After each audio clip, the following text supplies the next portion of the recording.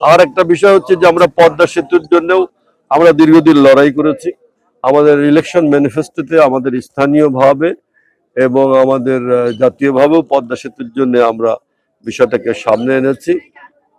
আগামী 17 তারিখে সম্ভবত আমাদের যোগাযোগ মন্ত্রী রাজবাড়িতে আসবেন, সেখানেও পদ্মা সেতু নিয়ে গুরুত্বপূর্ণ আলোচনা হবে। আমাদের মধ্যে প্রচুর আলোচনা হয়েছে এই পদ্মা সেতু নিয়ে, কিভাবে হবে, কোথায় হবে, এর তহবিল কিভাবে আসবে, ইত্যাদি ইত্যাদি বিষয় নিয়ে।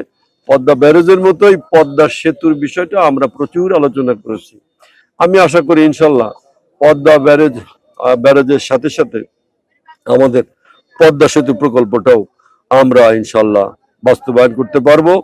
আমাদের মাননীয় প্রধানমন্ত্রী জনাব তারেক রহমানের যে দূরদর্শী নেতৃত্ব এবং তার যে গতিশীল নেতৃত্ব এবং তার যে আপনার খুবই মানে সমকালীন যে চিন্তা ভাবনা, সেই জায়গা থেকে আমি এ ব্যাপারে নিশ্চিত যে আমাদের এখানে পদ্মা ব্যারেজ এবং পদ্মা সেতু দুটো গুরুত্বপূর্ণ প্রকল্প ইনশাল্লাহ বাস্তবায়িত করছেন।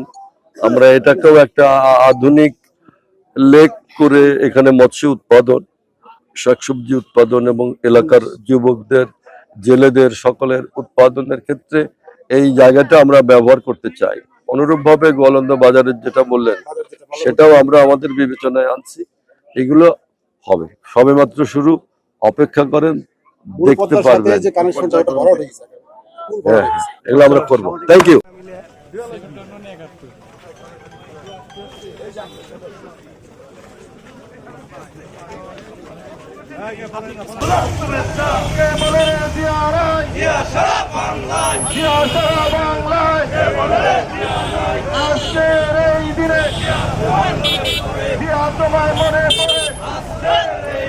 স্বাধীনতার ঘোষক দিয়া, মুক্তিযুদ্ধের ঘোষক দিয়া, কে বলে রে সারা বাংলায়,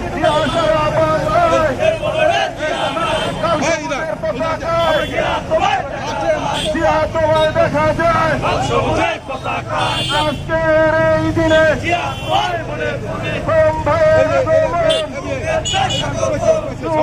স্বাগতম কলম্ববাসীর পক্ষ থেকে লাল গোলাপ শুভেচ্ছা, ছাত্রদলের পক্ষ থেকে, যুবদলের পক্ষ থেকে লাল গোলাপ শুভেচ্ছা,